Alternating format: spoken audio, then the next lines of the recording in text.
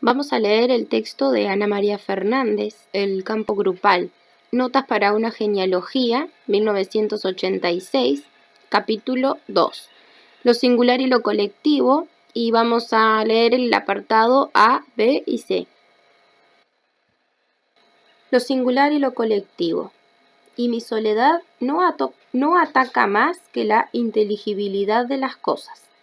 Mina hasta el fundamento mismo de su existencia. Cada vez me asaltan más dudas sobre la veracidad del testimonio de mis sentidos. Sé ahora que la tierra sobre la que se apoyan mis dolías para no tambalearse, que otros, distintos de los míos, la pisaran. Contra la ilusión óptica, el espejismo, la alucinación, el soñar despierto, el fantasma, el delirio, la perturbación del oído. Evaluarte más seguro es nuestro amigo o nuestro enemigo, pero alguien, oh Dios, alguien. A. Antinomia individuo-sociedad.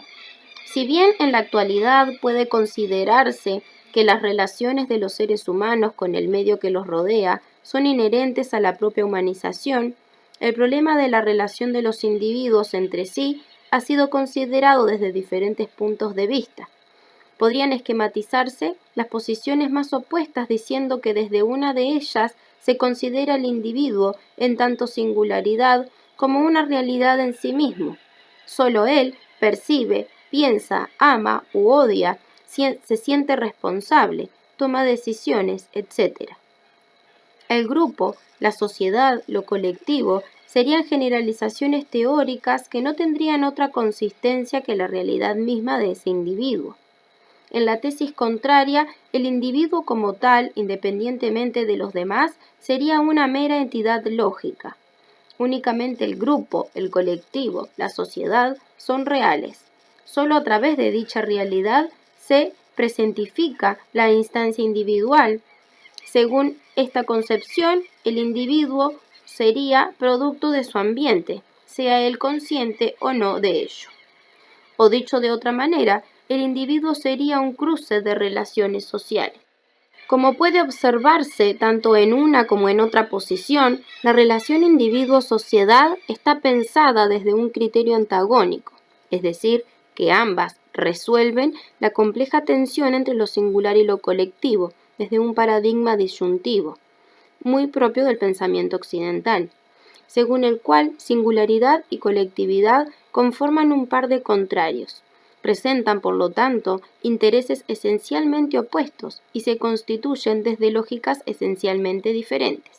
Se pueden puntuar en ese sentido dos formas típicas de resolver tal tensión: el psicologismo y el sociologismo. El primero, más frecuente en el pensamiento liberal, conserva la tendencia a reducir los conceptos sociales a conceptos individuales y psicológicos.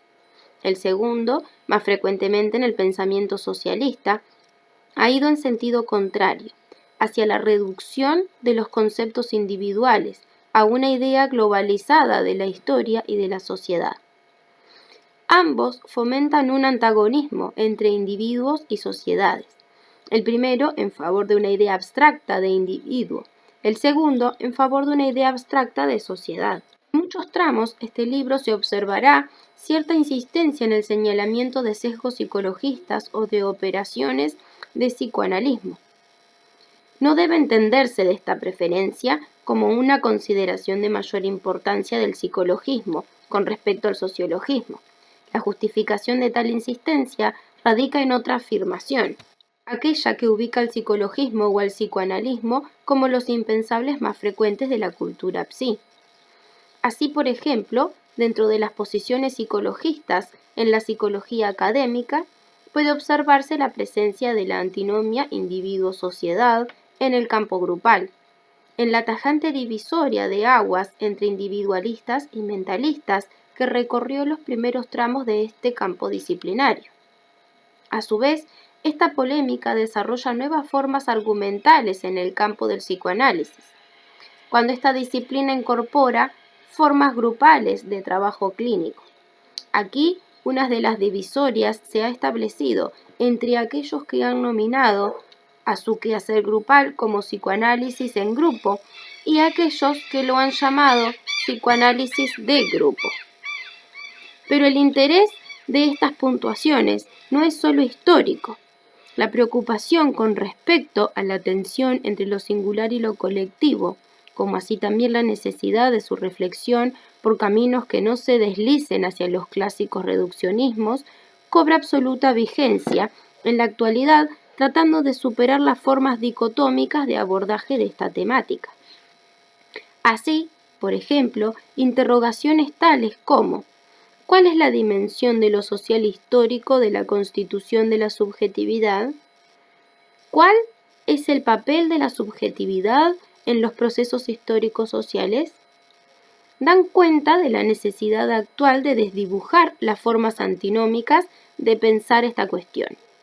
Son interesantes al respecto las preocupaciones que nuclean a los historiadores de anales, para quienes una sociedad no se explica solamente por sus fundamentos económicos, sino también por las representaciones que ella se hace de sí misma. Ha dicho Duby en una de sus lecciones inaugurales en el Colegio de Francia.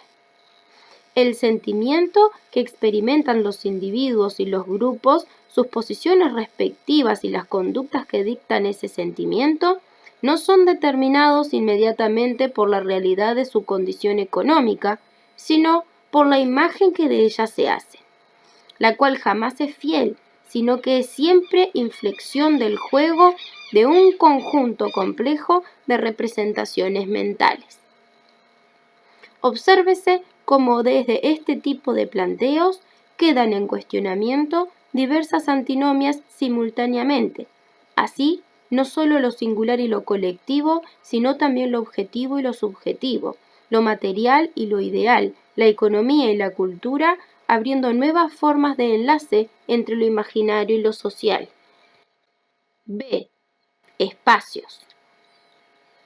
La preocupación por pensar las relaciones y diferencias entre individuos y sociedades es, sin duda, una característica fundante en las ciencias humanas, las filosofías y las ciencias y prácticas políticas de la modernidad.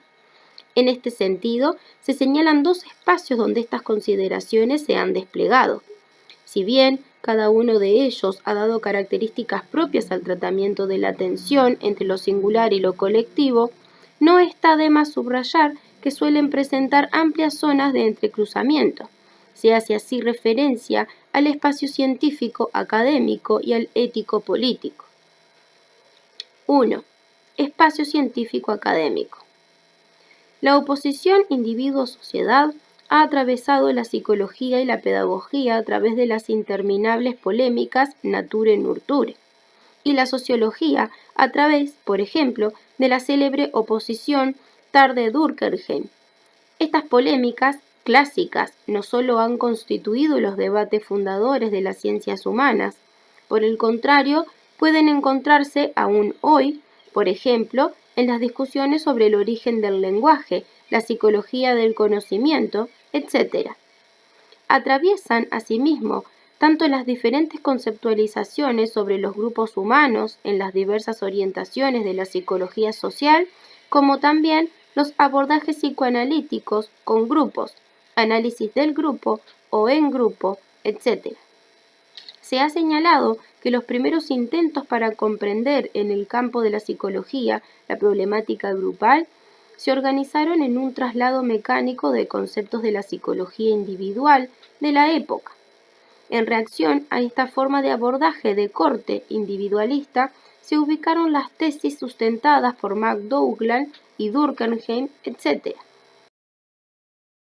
que se refirieron al grupo enunciado, una mentalidad grupal.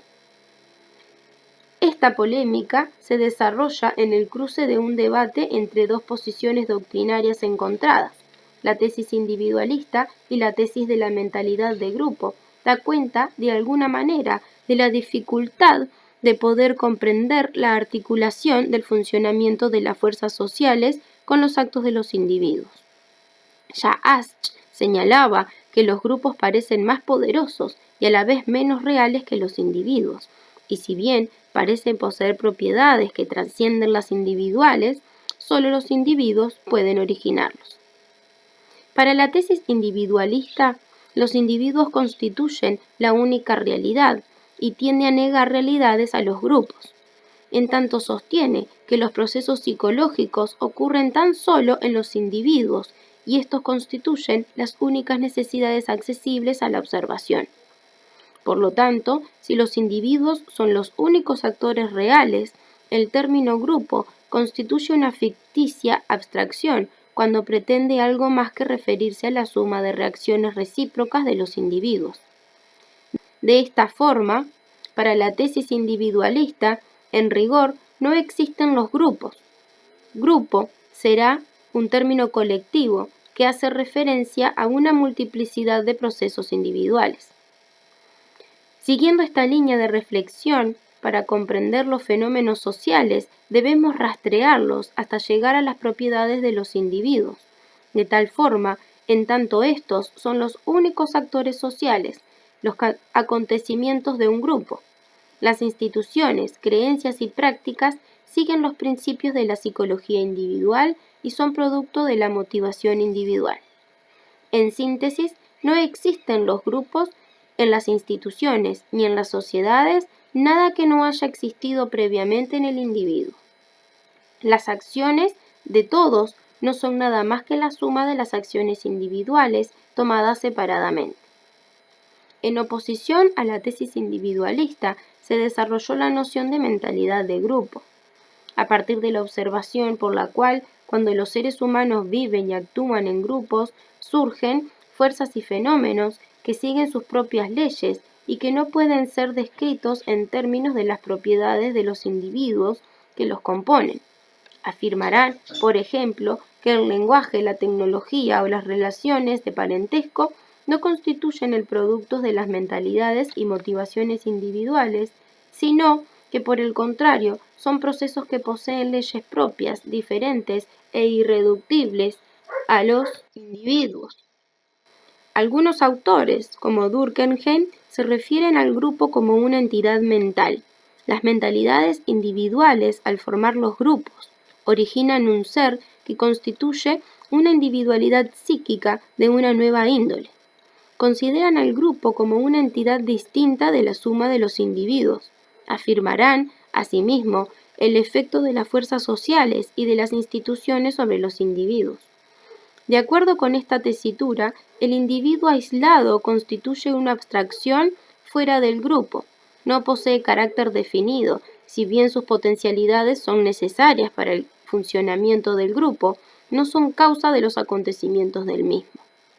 La noción de mentalidad de grupo intenta explicar la frecuente observación por la cual muchos acontecimientos colectivos exhiben una dirección definida, se desarrollan y mantienen a menudo sin relación con las intenciones de los individuos, atribuyendo entonces intencionalidad al proceso en cuestión.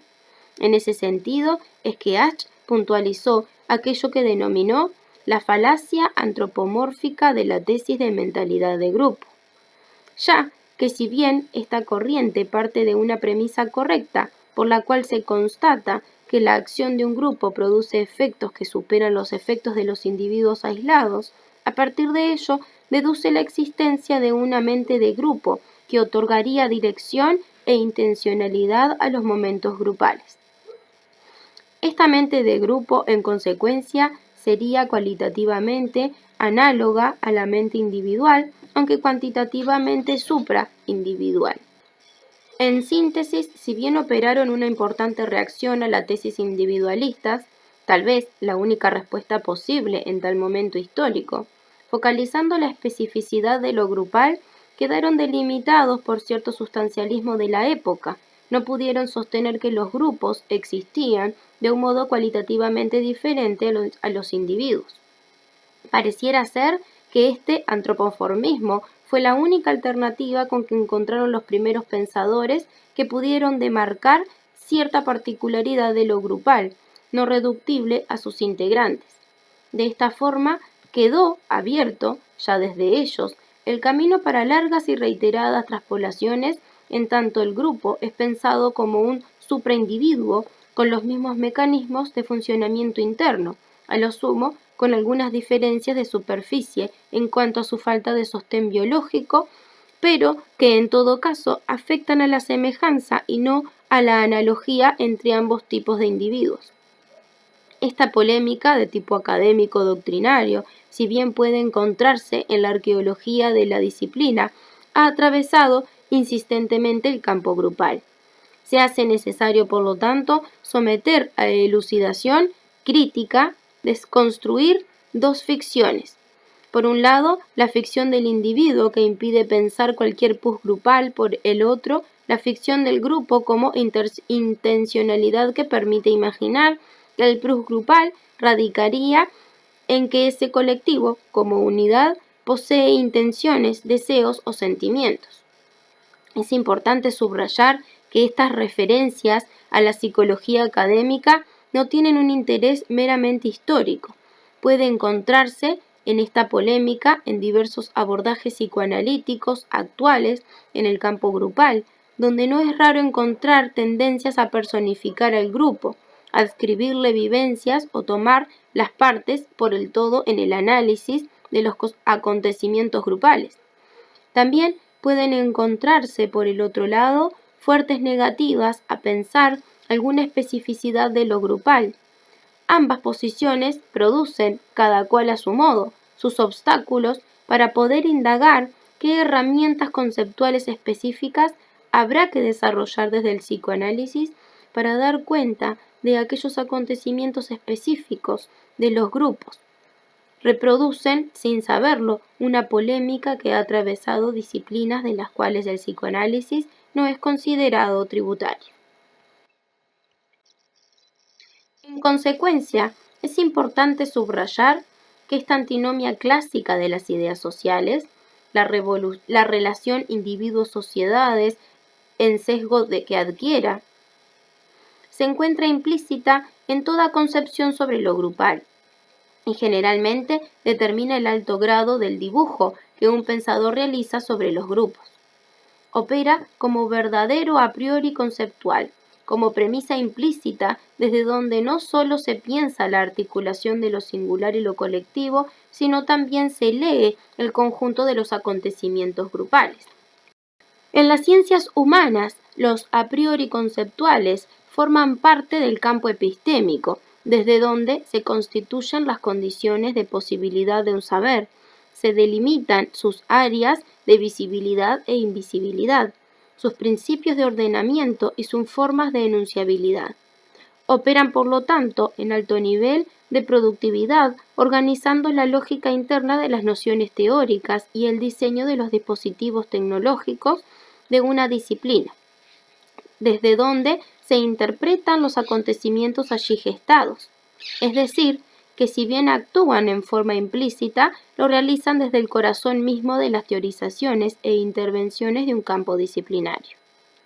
En general, estos a priori hacen posible la resolución de la tensión de los pares antitéticos por los que oscilan estos campos del saber, los cuales desde su constitución se despliegan en tres partes de opuestos: individuo, sociedad, naturaleza, cultura, identidad, diferencia.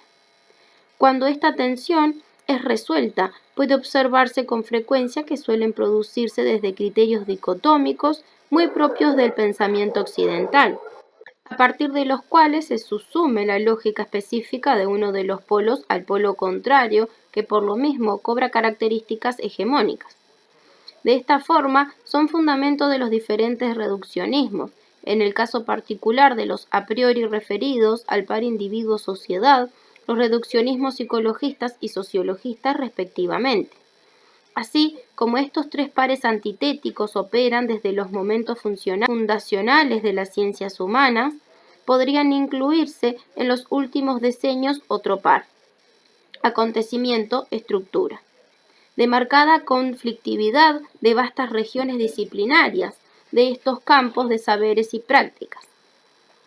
En las distintas teorizaciones sobre los colectivos humanos, denominados pequeños grupos, el a priori individuo-sociedad constituye una pieza clave de la demarcación de lo posible de ser pensado en la organización de aquello que las experiencias grupales demostrarían como así también en las formas de enunciabilidad de sus teorizaciones, y lo que es más, el pensar individuos versus sociedades se constituye como una fuerte evidencia, es decir, como algo natural. En ese sentido, se intenta problematizar, interrogar críticamente los componentes de tal a priori. Para ello, habrá que descubrir su naturalización, es decir, remitir a la historia.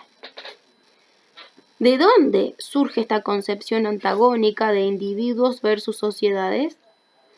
Cobra presencia en el escenario liberal europeo de los siglos XVII y XVIII, pero merece responder hoy a una fuerte versión por cuanto ¿qué dimensión es el individuo? ¿Qué dimensión es la sociedad? ¿Hasta dónde llega uno y otra? En realidad, el polo individuo es una perspicaz falacia de las teorías que creen que la sociedad puede definirse como una agregación de individuos y a su vez el polo, sociedad, es algo mucho más complejo que su formulación descriptiva. Más aún, lo más cuestionable consiste, tal vez, en colocar al individuo y a la sociedad en una relación antinómica. En ese sentido, es elocuente el planteo de Canguilhem. Quizá no se ha observado bastante que la etimología que la palabra hace es en realidad el concepto individuo una negación. El individuo es un ser en el límite del no ser, dado que no puede ser fragmentado ni perder sus caracteres propios. Es un mínimo ser, pero ningún ser es un mínimo. El individuo supone necesariamente en sí su relación con un ser más vasto. Apela a un fondo de continuidad que se destaca. Como se planteaba en el capítulo anterior, la noción del individuo se produce en aquel momento de la historia de Occidente a través de la cual la sociedad es pensada como un conjunto de productores libres. Sostiene así las indagaciones de las filosofías del sujeto, que se interrogan por el conocimiento del mundo, abandonando las certezas que otorga la fe y el orden religioso, para desplegar las diferentes problemáticas de la subjetividad. En este incipiente horizonte económico, tecnológico, político y filosófico se destacará una nueva figura, el individuo, sólida ilusión del capitalismo, naciente por la que es pensado indiviso, libre y autónomo. Se crean así las condiciones para el paulatino nacimiento de las ciencias humanas.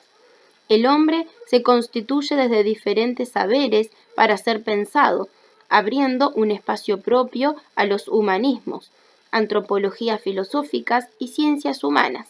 En palabras de Levi-Strauss, el pensamiento clásico y todos aquellos que lo precedieron ha podido hablar del espíritu y del cuerpo del ser humano, de su lugar tan limitado en el universo, de todos los límites que miden sus conocimientos y su libertad, pues ninguno de ellos ha conocido al hombre tal como se da en el saber moderno. El humanismo del Renacimiento o el racionalismo de los clásicos ha podido dar un buen privilegio a los humanos en el orden del mundo, pero no ha podido pensar al hombre. Es entonces con la noción de individuo, sujeto no dividido de la conciencia, que los saberes modernos organizaron sus reflexiones sobre el hombre. Pero aún más, también la noción de individuo sustentará las prácticas y teorías del libre mercado, las figuras de la gobernabilidad con el contrato, el consumo y la representatividad de las democracias de la modernidad, nuevas formas políticas y subjetivas de pensar los enlaces sociales, la regulación de sus conflictos y la forma de negociación en sus contratos. Como una mera referencia cronológica y sin pretender igualar jerárquicamente estas áreas disciplinarias, puede constatarse que en los siglos XVII y XVIII formula sus interrogaciones centrales hacia el ser del individuo, en el siglo XIX hacia el ser de la sociedad, Durkheim y Marx. Pero habrá que esperar hasta el siglo XX para que puedan tomar forma aquellas cuestiones referidas al ser de los grupos. De todos modos, pareciera bastante explicable que los primeros discursos sobre la grupalidad fueran desplegando sus enunciados en el paradigma de un individuo-sociedad, como pares antagónicos. Paradigma que, si bien comienza a ser cuestionado, presenta todavía fuerte vigencia. En realidad, afuera de verdad, debe conocerse que, si bien transita por un momento de problematización crítica, de desconstrucción, no puede hablarse aún de la constitución de un paradigma alternativo que haya encontrado los caminos de superación de los impases que la antinomia individuo-sociedad proporcionaron a vastas regiones de las disciplinas involucradas.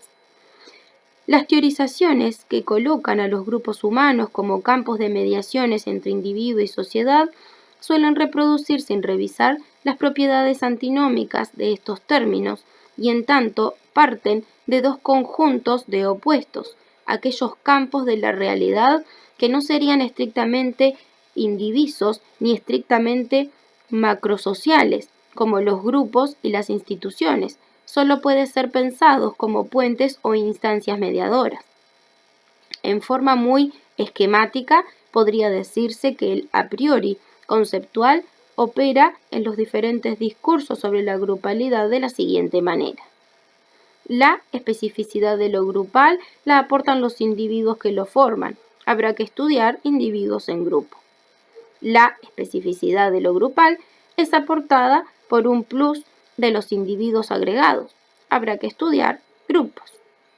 A primera vista, se podría pensar que tomar a los grupos como totalidades ubicaría a las teorías que estos sostienen a favor de la existencia de una especificidad grupal, pero se verá más adelante que no siempre esto es así. 2. Espacio ético-político. La antinomia individuo-sociedad tiene también la inscripción ético-filosófica, de gran importancia en el plano político, cuyo origen moderno podría ubicarse en la controversia Locke-Rousseau, polémica que se encuentra en la base de la discusión de las democracias modernas. En tanto, han planteado como disyuntiva ético-política, que deberá priorizarse los intereses individuales o los intereses colectivos. Ético-filosóficos se hallan presentes implícitamente en las diferentes preocupaciones por las relaciones de los seres humanos entre sí y opera desde variados puntos de entrecruzamiento, habitualmente invisibles pero eficaces, en las distintas teorizaciones sobre lo grupal. Su operatividad se vuelve visible. Estos presupuestos forman parte de los a priori conceptuales mencionados líneas arriba. Operan creando las condiciones para que los colectivos humanos solo puedan ser indagados desde las mismas categorías que se suponen legítimas para pensar los individuos. Puede observarse que también desde las prácticas y teorías políticas se ha ido desarrollando determinadas preocupaciones por los grupos humanos. Algunos autores ubican incluso sus aportes como parte de una psicología social no oficial.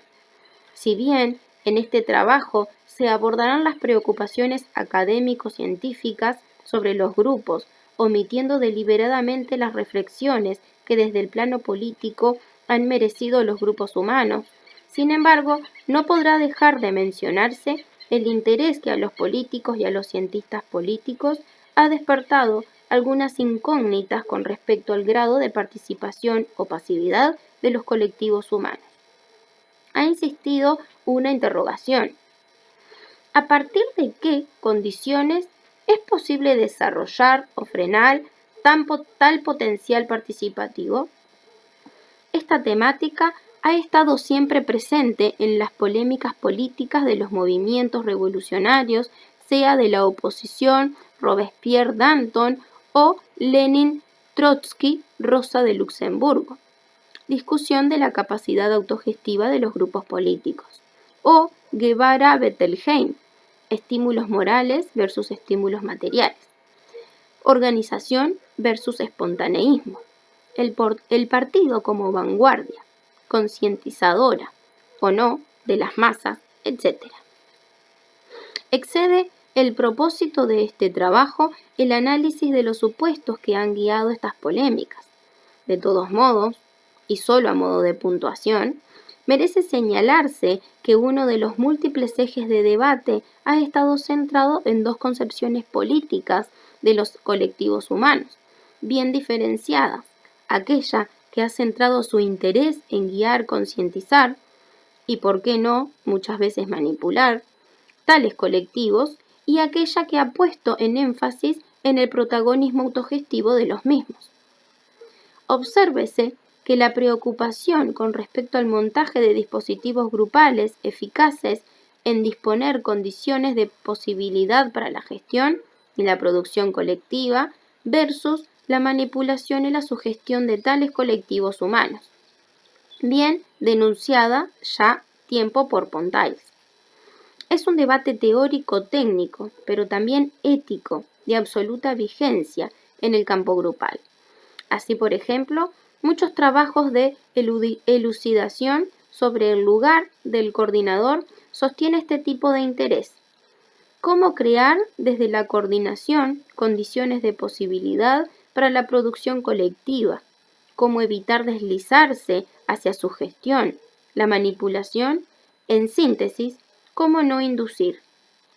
Estas investigaciones se despliegan a partir de una convicción, aquella por la cual los pequeños grupos son significados como espacios virtuales de producción colectiva y, por lo tanto, portadores de un plus respecto de la producción individual. En rigor de verdad, esta enumeración en espacio científico, académico, ético-político presenta solamente un valor expositivo en los hechos entre cruzamientos permanentes que estos espacios han recorrido la historia de la constitución del campo de saberes y prácticas grupales. Así, las investigaciones de Kurt Lewin, psicólogo de la Escuela de Berlín, emigrado a Estados Unidos en 1930, sobre los grupos democráticos, autoritarios y laissez-faire, se organizaron a partir de una interrogación sobre el nazismo. ¿Cómo pudo producirse desde el punto de vista psicológico un fenómeno colectivo como el nazismo? ¿Cómo es posible prevenir psicológicamente tales fenómenos? En Wilhelm Reich, sus elaboraciones sobre los fenómenos de masas y el grupo familiar fueron animados, asimismo, por una pregunta política. ¿Por qué las masas obreras alemanas optaron por el nacionalsocialismo y no por la alternativa socialista comunista? Esta interrogación los llevó a analizar el papel jugado por el grupo familiar, redefiniendo la ideología como una fuerza material. En los primeros pensadores sobre lo grupal, Lewin, Moreno, Pichon-Rivière, estuvo siempre presente una fuerte preocupación por el cambio social. Pensaban a los grupos, más allá de los diferentes que pudieran ser sus concepciones de la transformación social o los dispositivos grupales que diseñaron, como instrumentos válidos para la realización de las fuertes utopías sociales que los animaron. Si bien este sentido de preocupaciones aparecería estar ausente en la incorporación de dispositivos grupales en el área de la asistencia psicoterapeuta, sin embargo, los psicoanalistas ingleses que empezaron a trabajar con grupos buscaban una forma de abordaje eficaz en la rehabilitación de los combatientes ingleses de la Segunda Guerra internados en los hospitales psiquiátricos militares. Asimismo, pueden señalarse este tipo de enlaces en los aportes sartreanos sobre los grupos humanos. En su crítica a la razón dialéctica, 1960, Sartre abre un campo de reflexión: el hombre frente al grupo y la historia colectiva, reflexión sobre lo grupal, pero que busca, sin duda, respuesta a una dolorosa interrogación política.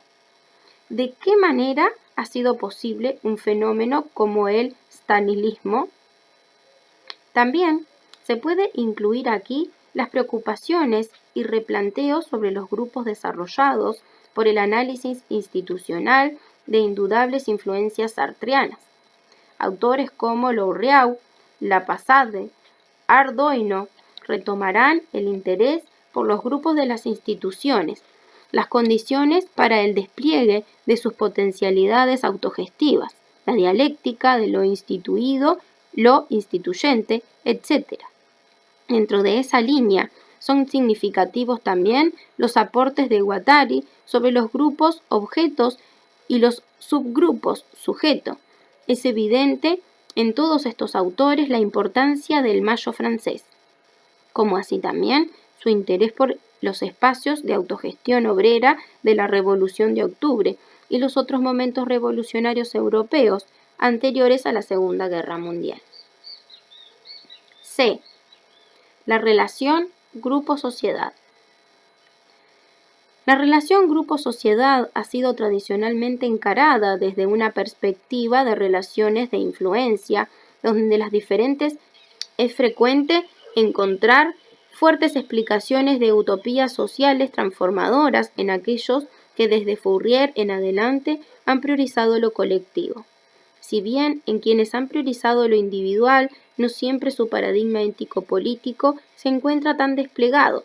Podrían ubicarse aquí aquellas teorizaciones que caracterizan, por ejemplo, los fenómenos de masas y los fenómenos grupales, acentuando su irracionalidad, lo regresivo, o pensándolos como espacios que amenazan de una u otra forma la identidad. Posiciones teórico-ideológicas varían según otorguen un mayor o menor grado de influencia de lo social sobre los movimientos de un grupo. Pero, en todas ellas, lo social se ubica como algo exterior al grupo, sobre el cual recaerá en mayor o menor medida su influencia. Una variante de esta forma de pensar es plantearse la relación grupo-sociedad en términos de interacción mutua. En realidad, la relación grupo-sociedad es un subtema de la relación individuo-sociedad que tradicionalmente ha sido planteada en términos antagónicos. Como se vio en páginas anteriores, la antinomia individuo-sociedad forma parte de un conjunto de pares antinómicos: material, ideal, alma-cuerpo, ser-tener, objetivo-subjetivo, público-privado, que han atravesado la reflexión occidental, abarcando desde problemáticas filosóficas, políticas y científicas hasta la organización de la vida cotidiana y la producción de subjetividad. Se encuentran articuladas habitualmente desde lógicas binarias, jerarquizantes. Probablemente el pensar estos pares desde tales lógicas sea una de las formas de mayor eficacia simbólica imaginaria de la producción de discursos. Asimismo, importaría señalar que tal división dicotómica no solo ha transitado el nivel discursivo de diferentes disciplinas, sino que ha investido también sus prácticas, inscribiéndolas de forma muy particular en diferentes estrategias de disciplinamiento social. Se dijo también que el pensar la tensión entre lo singular y lo colectivo desde la antinomia individuo-sociedad opera como a priori conceptual en las diferentes reflexiones sobre lo grupal.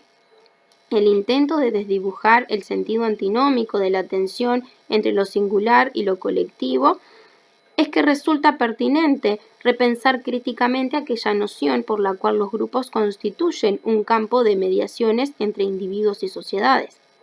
Solución de compromiso tal vez válida en su momento, frente a la gran dificultad de pensar las múltiples combinatorias posibles de la tensión antes mencionada, pero que hoy merece revisarse. La operación que parecieran haber seguido las diversas disciplinas humanísticas en sus momentos fundacionales sería dividir ilusoriamente el campo de indagación en dos objetos de estudio bien diferenciados: individuos y sociedades, organizando diferentes áreas y prácticas disciplinarias para luego buscar las formas por donde ponerlos a jugar sus relaciones. Esto hizo necesario, entonces, demarcar los campos de saberes y prácticas mediadoras. El individuo, psicología, pedagogía, psicoanálisis, etc. Sociedad, sociología, antropología, economía, etc. Como mediaciones, psicología social, psicología de los grupos, psicología de las instituciones.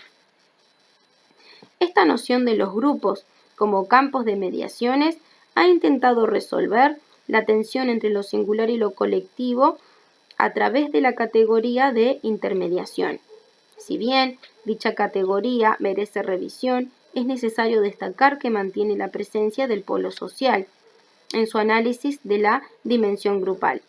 Por el contrario, puede encontrarse fuerte tradición en cierta forma de reduccionismo, sí, en aquellas corrientes que centran su análisis de los acontecimientos grupales, de las interacciones entre sus interrogantes, produciendo un enfoque de los grupos plegados sobre sí mismo, donde si bien se abre visibilidad con respecto a sus cohesiones, liderazgo e interacciones de roles, etc., se invisibilizan los atravesamientos institucionales, sociales e históricos que confluyen en la gestión de tales movimientos grupales.